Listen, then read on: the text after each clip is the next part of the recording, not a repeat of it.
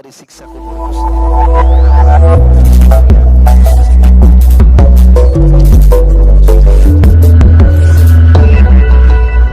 Allah adalah mematuhi syariatnya, mengikuti Rasulullah SAW, mengikuti para sahabat, maka ini masuk dalam hadis Al-Bara ibn Azib radhiyallahu anhu yang mengatakan bahwasanya kata Nabi SAW, kalau orang mukmin meninggal dunia, didudukkan di kuburannya, lalu ditanya oleh Munkar dan Nakir, siapa Tuhanmu, siapa Nabimu, apa kitabmu, dia akan jawab dengan sangat mudah, bagaimana pendapatmu dengan laki-laki ini. Dalam riwayat lain yang maksudnya Nabi Muhammad SAW, dia akan mengatakan dia adalah utusan Allah, maka dibukakan baginya pintu surga dan menjadilah kuburannya taman dari taman surga. Dalam riwayat lain dilapangkan kuburannya seluas pandangan mata. Berarti beriman dan bertauhid kepada Allah dan beramal saleh adalah termasuk sumber pertama penyelamatan. Kemudian yang kedua, rutin membaca surah Al-Mulk, ya. Secara khusus surah Al-Mulk ini punya kedudukan tersendiri, 30 ayat dalam Al-Quran. Itu disebutkan dalam riwayat-riwayat yang sahih. Di antaranya, ya, surah Al-Mulk. Di antaranya disebutkan oleh Nabi SAW, Inna suratan min kitabillahi ma hiya illa 30 ayah. Ketahuilah dalam Al-Quran ada satu surah dalam kitabnya Allah, tidak lebih daripada 30 ayat saja. Syafa'at lirajulin fa akhrajathu minan nari wa adkhalathu al-jannah. Dia pasti akan menolong pembacanya dari api neraka dan pasti masukkannya ke dalam surga. Kemudian dalam riwayat yang lain, kata Nabi SAW, Inna suratan minal Qur'ani, inna suratan fil Qur'ani 30 ayat. Sesungguhnya ada surah dalam Al-Quran 30 ayat. Syafa'at lirajulin hatta gufira lahu. Dia akan terus memberikan pertolongan, rekomendasi untuk pembacanya sampai diampuni pembacanya. Hiya tabarakalladzi biyadihil mulk. Dia adalah maha suci Allah yang telah memiliki kerajaan, ya. Maksudnya maha suci Allah yang di tangannya lah kerajaan yang sesungguhnya.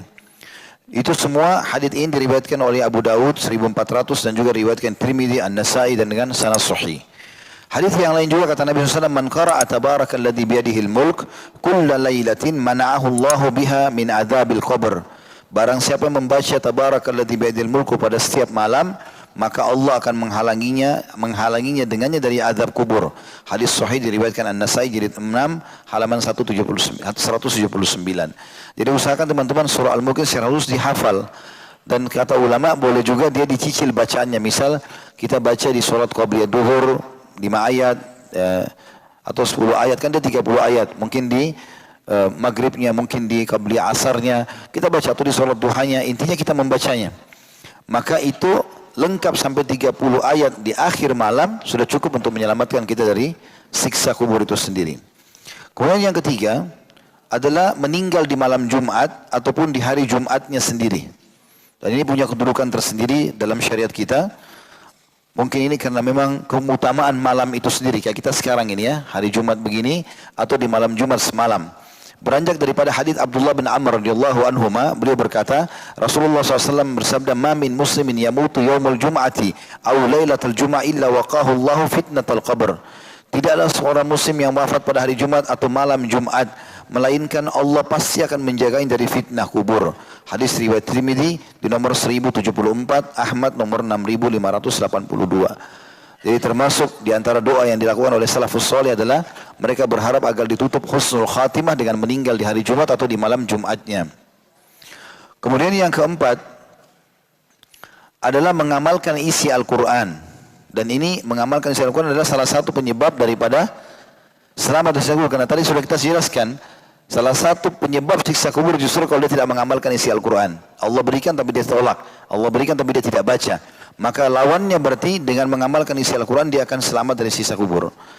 Kemudian yang kelima, selalu berdoa dan berlindung dari siksa kubur itu sendiri.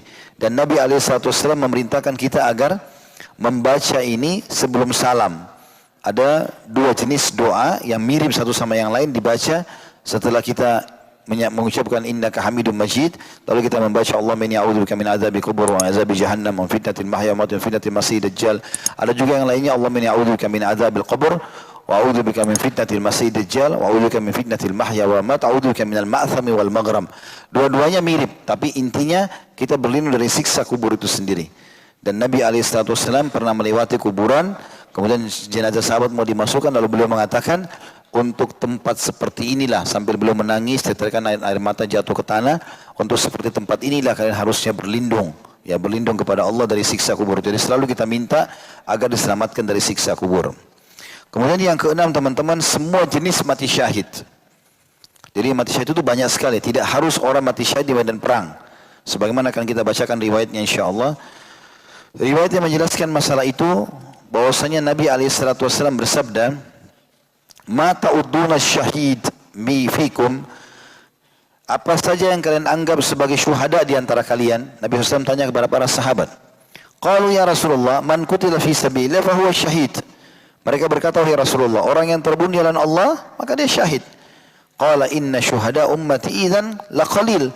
Kalau seperti yang kalian bilang, berarti syuhada umatku sedikit. Karena siapa saja mati di medan perang, jumlahnya sedikit. Kemudian beliau mengatakan, qalu faman hum ya Rasulullah. Kalau begitu siapa saja yang mati syahid lagi ya Rasulullah. Mulailah Nabi SAW hitung. Man qutila fi sabilillah fa huwa syahid. Siapa yang mati memang di jalan Allah berperang, maka dia mati syahid. Yang kedua, wa man mata fi sabilillah fa huwa syahid. Ada perbedaan di sini. Yang pertama mati di medan perang, yang kedua mati dalam perjalanan menuju ke jalan Allah. Seperti orang menuntut ilmu, kayak antum saya menuntut ilmu Masya Allah, atau antum mencari rezeki yang halal buat keluarga, semua di jalan yang Allah ridhohi. Kalau mati, maka mati syahid. Musafir, mau silaturahim keluarga, semua masuk dalam fisabilillah. Jadi bukan jihad saja. Yang ketiga, wa man mata fit ta'uni fa huwa syahid. Siapa yang mati karena kena penyakit pes, penyakit kusta, menular, dan dia mati, maka dia mati syahid. Yang keempat, wa man mata fil batni fa huwa syahid. Bahkan kata Nabi SAW, siapa yang mati kena penyakit apapun di perutnya, maka dia mati syahid.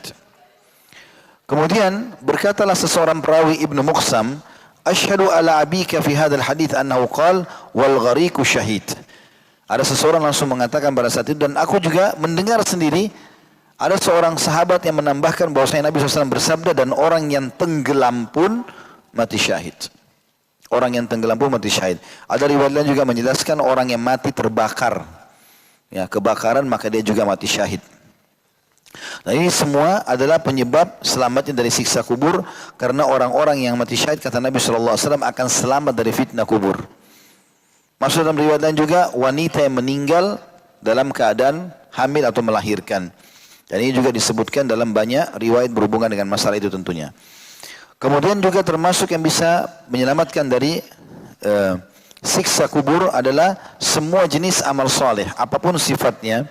Amal soleh itu walaupun sunnah, apalagi kalau wajib, semuanya bisa menyelamatkan. Dan itu dirangkumkan dalam sebuah riwayat, ya. Yang kata Nabi SAW, tadi saya sempat bacakan riwayat itu, saya ulangi lagi. Bahwasanya mayit kalau ditaruh dalam kuburan, kemudian malaikat datang, ya, kata Nabi SAW, sesungguhnya mayit kalau diletakkan di kuburan, maka ia dapat mendengar suara sandal-sandal mereka ketika mereka mau pulang meninggalkannya. Maka jika dia seorang mukmin, ibadah sholat berada di sisi kepalanya, ibadah puasa berada di sebelah kanannya, ibadah zakat di sebelah kirinya, perbuatan-perbuatan baik seperti sedekah, sholat sunnah, dan perbuatan baik kepada sama manusia berada di sisi kedua kakinya. Lalu didatangkan dari arah kepalanya, maka dikatakan sholat, atau sholat akan berkata, tidak ada jalan masuk dari arahku. Didatangkan dari sebelah kanannya, puasa mengatakan tidak ada jalan masuk dariku atau dari arahku. Didatangkan sebelah kirinya, didatangi sebelah kiri oleh malaikat, maka zakat mengatakan tidak ada pintu masuk dari arahku. Kemudian didatangi dari arah kedua kakinya, maka semua amal-amalnya dari sedekah, sholat sunnah, amal-amal kebaikan berkata bahwasanya tidak ada pintu masuk dari arahku. Maka malaikat pun meninggalkannya. Maksudnya malaikat tidak lagi menanyakan kepadanya fitnah kubur tersebut. Maksudnya siapa Tuhanmu, siapa Nabimu, dan seterusnya. Kemudian yang kedelapan teman-teman sekalian, bila jenazah itu disolati 40 sampai 100 orang. Makin banyak orang yang solati dia, maka makin bisa selamat dari siksa kubur. Itu cukup banyak riwayat berhubungan dengan masalah itu. Di antaranya adalah hadis Nabi SAW. Beliau mengatakan, tidaklah atau ma min mayyitin yusalla alaihi ummatun minal muslimina yabluguna mi'atan kulluhum yashfa'una lahu illa syuffi'a fihi. Tidaklah seorang mayit yang disolatkan oleh sekelompok kaum muslimin yang jumlahnya mencapai 100 orang, kecuali dan masing-masing dari mereka meminta pertolongan kepada Allah agar mayit ditolong, kecuali syafaat mereka akan diterima. Dan hadis ini diriwayatkan Imam Muslim nomor 947.